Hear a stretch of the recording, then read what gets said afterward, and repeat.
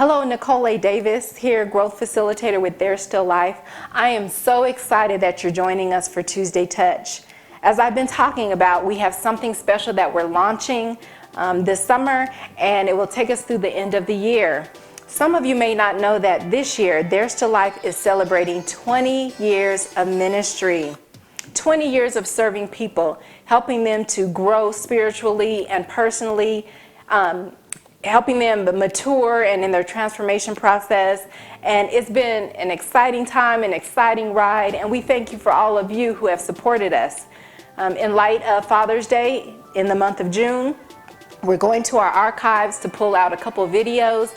The next video for the next week is Pastor Thomas, along with another good friend of mine, Pastor Rashide, where they talk to the men about humility and forgiveness. So Rashide, when you hear fatherhood and then you hear me spin humility and forgiveness on top of that, what do you hear? Gosh, first off, when I hear fatherhood, I think protector, I think priest of the home, and I think provider.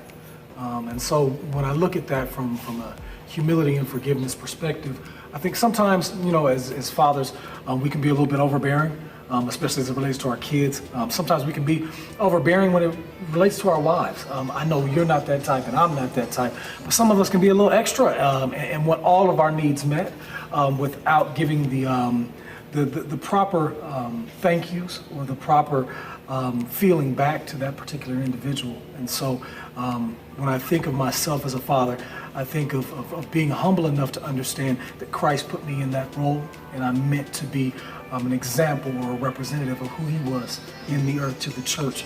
And when I take that into consideration, it gives me a better understanding of how that should look. I like that. I think for me, when we look at fatherhood and forgiveness, I'm challenged to look forward and look behind.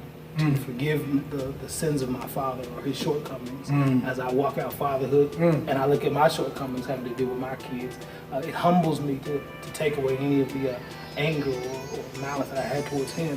There's no book for this, and it's just what you said. Sometimes we're so selfish, so focused on our own needs that sometimes we can miss the fact that we're not hitting the mark all the time. But yeah, looking at my son and some of the expectations that I have for him growing up as a young man and what I wanted to see come out of him as a young adult, I never looked back on myself and looked at it and say, did I actually model that the proper way? Did I model forgiveness the proper way? For me, a lot of times I would see bits of me and my kids, and it was the parts of me that I didn't like, that I was harder on. What I learned is not so much to try to beat it out of him, to nurture it. That's good. Because you didn't just wake up like that. You got that from someplace. Amen. So it becomes my job as father to say, okay, let me show you how not to do that. Sometimes when you grow up without the other half of what you absolutely need as an individual, it's kind of like missing certain nutrients that you needed to grow up. And so there are going to be certain things about you that may be lacking.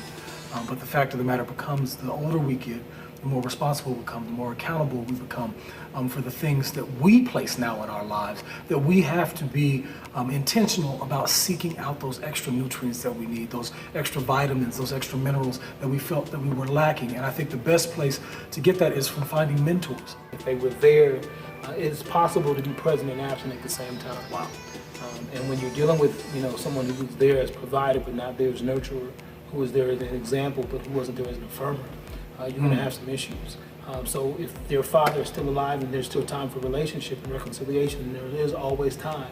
You want to spend your adult years mending the relationship, not being afflicted from it. So once again, humility and forgiveness consistently kick in, where you have to, humble yourself to say, okay, they weren't perfect, and then operate in forgiveness, and then pursue a relationship at some level, even if it's teaching them to tell you what you need to hear. We are super excited about tapping into our archives to bring you the best lessons, the best motivation, the best encouragement, the best workshops, the best videos. And again, we thank you for walking with us, encouraging us, and supporting There's Still Life over the last 20 years. Thank you.